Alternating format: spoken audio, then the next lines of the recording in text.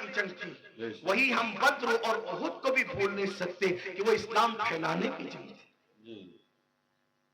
کیا ہم کربلا کے فاقہ کشوں کو نہیں بھول سکتے، وہی ہم بدر و احد کے فاقہ کشوں کو بھی فراموش نہیں کر سکتے۔ کربلا والوں کو رسول اللہ نے اپنے کندھوں پہ اٹھایا ہے، تو بدر و احد اور خندق اور خیبر والوں کے لیے قرآن کہتا ہے وَالْعَادِيَاتِ ضَبْحًا فَالْمُورِيَاتِ قَدْحًا، اے محبوب جو تیرے پیچھے گھوڑے دوڑاتے ہیں اور ان کے گھوڑوں کی ٹاپوں سے جو دھول نکلتی ہے، ہم ان گھوڑوں کی ٹاپوں سے نکلنے والے دھول کی بھی قسم اٹھاتے ہیں۔ جن کے گھوڑوں کے پیروں سے لگنے والی دھول اتنی قیمتی ہے کہ اللہ اس کی بھی قسم قرآن میں اٹھاتا ہے۔ قرآن تو پڑھو نا، قرآن تو پڑھو۔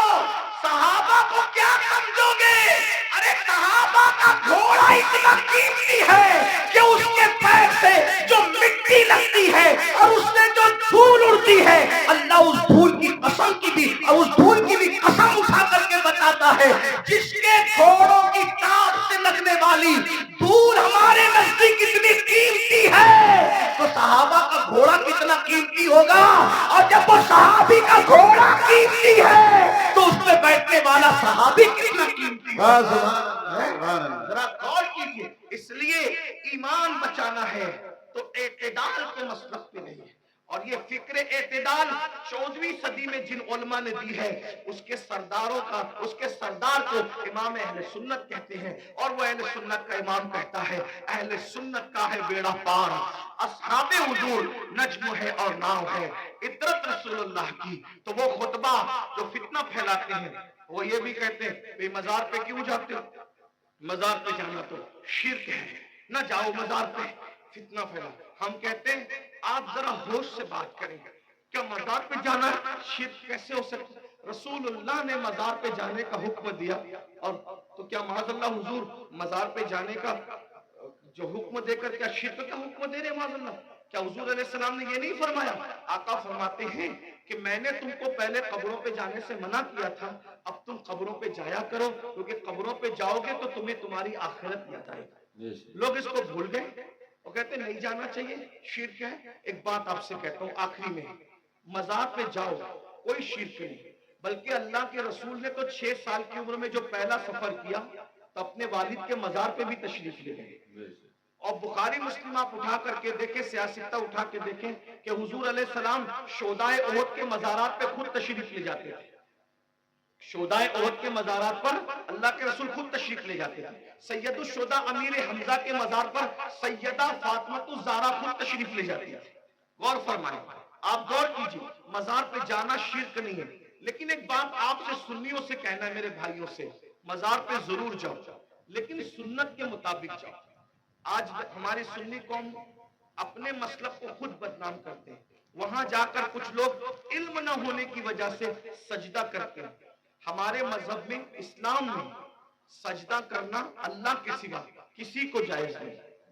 آپ غلطی کرتے ہو، دیکھو اگر کوئی مسلمان شراب پیتا ہے تو کیا اس کا الزام اسلام پر آئے گا؟ بولو بھائی بتائیے، صحیح کہہ رہا ہوں غلط کہہ رہا ہوں؟ کیسے اگر مسلمان شراب پیے تو کیا اس کا الزام اسلام پر آئے گا؟ بولے نہیں آئے گا، کیونکہ اسلام نے شراب حرام کیا ہے۔ اب کوئی شراب پی رہا ہے تو یہ اس کی اپنی نادانی ہے، اسلام کا اس میں کوئی قصور نہیں ہے۔ تو اگر معاذ اللہ کوئی جاہل ان پڑھ قبر پہ جا کے سجدہ کر رہا ہے تو اہل سنت اس کی تائید کبھی نہیں کرتے۔ ہمارے امام سیدی اعلیٰ حضرت نے تو پوری کتاب لکھی الزبدۃ الزکیہ، سجدے تعظیمی کی حرمت پر آپ نے پوری کتاب لکھی۔ تو غیر اللہ کو سجدہ تعظیمی حرام ہے، اور معاذ اللہ اگر عبادت کی نیت سے کرے تو شرک ہے۔ یہ ہم اہل سنت کا مسلک ہے۔ سجدہ کرنے کے بارے میں ہم سنیوں کو لوگ بدنام کرتے ہیں، جھوٹ بولتے ہیں، تجاول عارفانہ سے کام لیتے ہیں کہ ہم تائید کرتے ہیں۔ ہمارے کسی سنی ذمہ دار عالم نے کبھی قبر پر سجدہ کرنے کی اجازت نہیں دی، اس کی تائید نہیں کی۔ بھائی اگر ہم قبروں کو سجدہ کرتے تو پھر ہم مسجدیں کیوں بناتے؟ ہم اتنی محنت کر کے چندے کر کے مسجدیں کیوں بناتے؟ بھائی جو قبروں کو سجدہ کرے گا اس کی مسجد کیسے ہوگی؟ ہماری مسجدیں ہیں، اور آج بھی اتنی گنڈا گردی لوگوں نے کی ہمارے ساتھ آج بھی پورے ملک ہندوستان میں نہیں بلکہ پوری دنیا میں سب سے زیادہ اگر کسی کی مسجدیں ہیں تو وہ صرف اور صرف ہم اہل سنت و جماعت کی مسجد ہیں۔ اتنی مسجدوں پر قبضہ کیا، ناجائز قبضہ کیا، چھینا، پھر بھی سب سے زیادہ مسجدیں ہماری ہیں۔ الحمدللہ دلی کی جامع مسجد کے بانی سے لے کر مراد آباد کی جامع مسجد کے بانی تک تاریخ اٹھا کر کے دیکھ لو، سب کے سب آپ کو اہل سنت ملے گا، کوئی اہل بدعت آپ کو نہیں ملے گا، الحمدللہ رب العالمین۔ لیکن یہ بات سنیوں میں تم سے کہتا ہوں، قبروں پہ جا کے سجدہ مت کرو، اپنا اسلام بدنام ہوتا ہے، اپنا مسئلہ۔ اور ایک بات کہتا ہوں، جس چیز سے اللہ رسول نے روک دیا اس میں کبھی کوئی فائدہ ہی نہیں ہے۔ جب ہم اپنے نبی کو سجدہ نہیں کر سکتے ہم کسی ولی کو سجدہ کیسے کر سکتے ہیں؟ ہم کسی پیر کو سجدہ، آپ کو میری بات بری لگے گی تو معاف کرنا، لیکن یہ میں آپ کی آخرت کے لیے کہہ رہا ہوں۔ آپ سوچیں گے نہیں ہمیں تو فلاں نے بتایا۔ ایک بات میں آپ سے کہہ دوں، آپ کس کے مرید ہیں؟ آپ کہیں گے میں قادری سلسلے میں مرید ہوں، آپ کہیں گے میں چشتی سلسلے میں مرید ہوں، کوئی کہے گا میں نقشبندی سلسلے میں مرید ہوں، کوئی کہے گا میں سہروردی سلسلے میں مرید ہوں، کوئی کہے گا میں مداری سلسلے میں مرید ہوں، کوئی کہے گا میں وارسی سلسلے میں مرید ہوں، کوئی کچھ۔ سب سلسلے جو حق ہے، جتنے بھی سلسلے حق ہے، سب سلسلے ہمارے سر آنکھوں پر ہیں۔ لیکن یہ علماء کی موجودگی میں ایک بات میں آپ سے کہوں ذمہ داری کے ساتھ، یاد رکھیے کسی بھی سلسلے سے مرید ہونا اس وقت تک کام نہیں آئے گا جب تک کہ تم پہلے شریعت کے مرید نہ بنو۔ بے شک پہلے شریعت کے مرید بنو پھر قادری ہونا کام آئے گا۔ پہلے شریعت کے مرید بنو پھر چشتی ہونا کام آئے گا۔ پہلے شریعت کے مرید بنو پھر نقشبندی ہونا کام آئے گا۔ پہلے شریعت کے مرید بنو پھر سہروردی ہونا کام آئے گا۔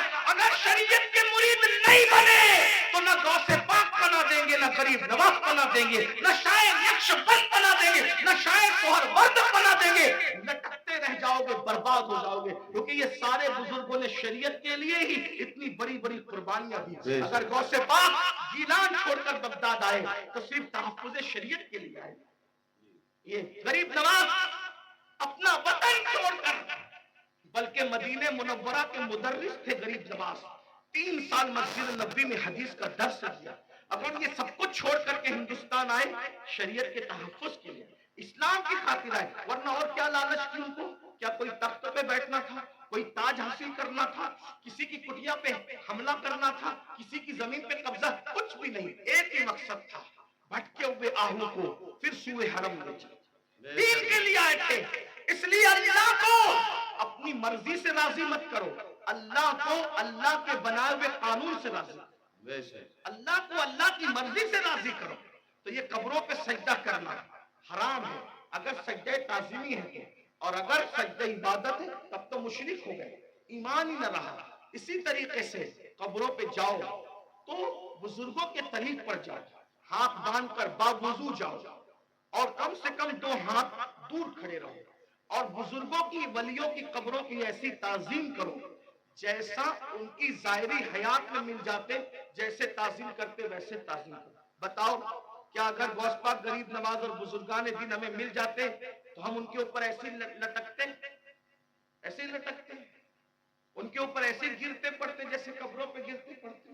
عقیدت اپنی جگہ ہے، بلکہ آپ کو کہتا ہوں رسول اللہ کی مزار انور کو دیکھا تو سیدی اعلیٰ حضرت پکار اٹھتے، پیش نظر وہ نوبہار، پیش نظر وہ نوبہار، مگر سجدے کو دل ہے بے قرار۔ عاشق تھے نا، عاشق تھے نا، یار کا جلوہ دیکھا تو کہنے لگے سجدے کو دل ہے بے قرار، مگر عاشق ہو کر بھی ادب کا دامن ہاتھ سے نہ چھوٹے، شریعت کا دامن ہاتھ سے نہ چھوٹے، فوراً کہتے ہیں مگر کیا کروں؟ روکیے، سر کو روکیے، ہاں یہی امتحان ہے، یہ امتحان ہے ہمارا۔ اس لیے اب ایک بات کہہ دوں، کڑوی لگے تو معاف کرنا، جن کو سجدہ کرنا حرام ہے وہاں جا کے سجدے کرتے ہو، اور جس کو سجدہ کرنے کا حکم ہے اس کو سجدہ نہیں کرتے۔ دیکھ لیں ہماری قوم کا حال دیکھ، جو 700 مرتبہ پورے قرآن میں کہے کہ مجھے سجدہ کرو اس کو سجدہ نہیں کر رہے، اور جس کو سجدہ کرنا حرام ہے وہاں جا کے سجدہ۔ نادانی دیکھو، علم نہیں نا، یہ جہالت، ان پڑھ پڑھ، یہ علم نہ ہونا ساری گندگی کی جڑ ہے۔ اس لیے علم حاصل کرو، اپنے بچوں کو بھی علم کے قریب نہ ہو، اتنا علم اپنے بچوں کو دے دو۔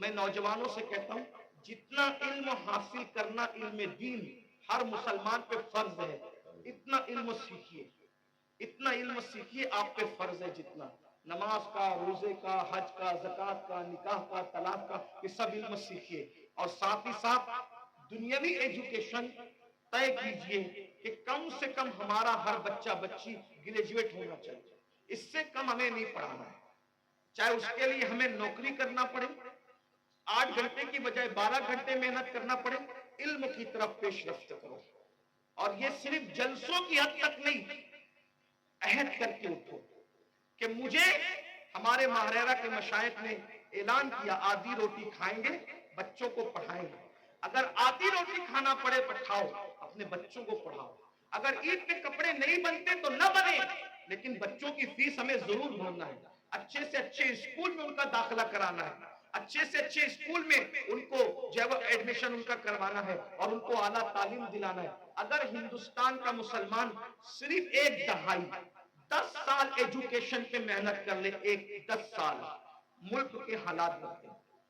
ایک شخص کہہ رہا تھا کہ ہم اپنی قوم کے ہاتھ میں تلوار دیں گے، میں نے کہا تم جو چاہے کرو، ہم تمہیں کچھ نہیں کہتے، لیکن ہم اپنی قوم کے ہاتھ میں تلوار نہیں دیں گے، ہم مسلمان اپنی قوم کے ہاتھ میں تلوار نہیں دیں گے، ہم اپنی قوم کے ہاتھ میں قلم دیں گے، قلم، جس کو تلوار دینا ہے وہ دے، تم جانو تمہارا کام جانو، لیکن مسلمانوں سے ہم ہر جلسے میں اپیل کرتے ہیں کہ ہمارا اپنے بچوں کے ہاتھ میں تلوار کیا، ہم تو گلیل بھی دینا نہیں چاہتے، آج کی تاریخ میں ہم قلم دینا چاہتے ہیں۔ یاد رکھنا، تلواریں اٹھتی ہے تو گردنیں کٹتی ہے، اور جب قلم اٹھتا ہے تو غربت کٹتی ہے، جب قلم اٹھتا ہے کمزوریاں کٹتی ہے، قلم اٹھتا ہے دشمن زیر ہوتے ہیں، قلم اٹھتا ہے انقلاب آتا ہے۔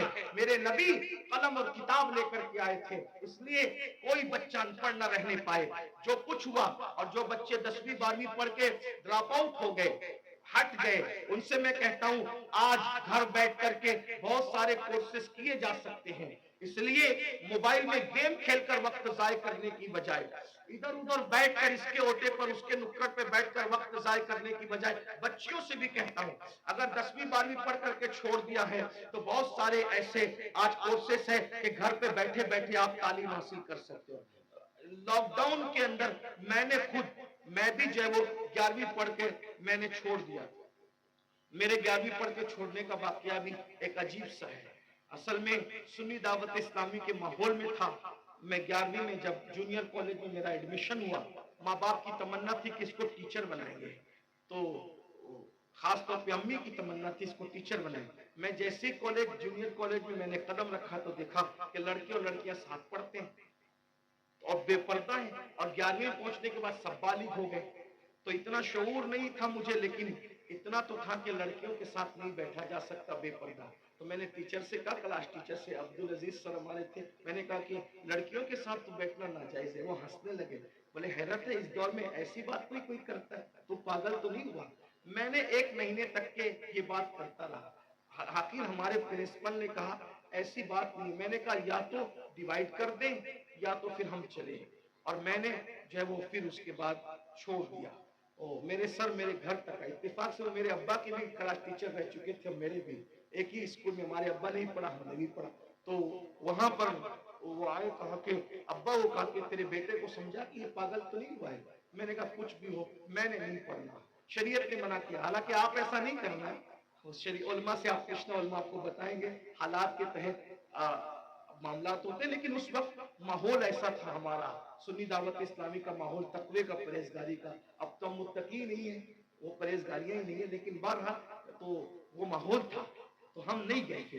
لیکن میرے عزیز ساتھی، میرے بڑے بھائی کی طرح، وہ بھی ایک اسکول کے پرنسپل اور ہماری سنی دعوت اسلامی کے رکن شورا ہیں، قاری رضوان خان صاحب، اس نے کہا کہ پڑھ لے بھائی ورنہ ایسے ہی رہ جائے گا۔ میں نے کہا اگر میں اچھی نیت سے اللہ کی شریعت کے لیے چھوڑ رہا ہوں تو اللہ اس کا صلہ مجھے دے گا، اور اللہ نے مجھے صلہ یہ دیا کہ آج میں ایک English medium school and junior college کا چیئرمن ہوں، الحمدللہ، اور تقریباً 50 ٹیچرز جو ہے وہ اس وقت کم و بیش الحمدللہ جو ہے وہ ہمارے اندر میں کام کرتے ہیں۔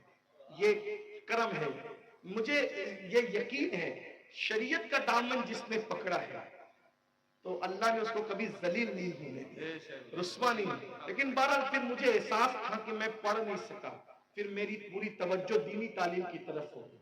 ویسے میں 7th اور 8th سے میں جو ہے وہ عالم کورس کی طرف چلا گیا تھا، لیکن میں نے سوچا کہ پوری توجہ 11ویں کے بعد اسی پہ مرکوز کر دی جائے، اسی طرف میں نے توجہ رکھی۔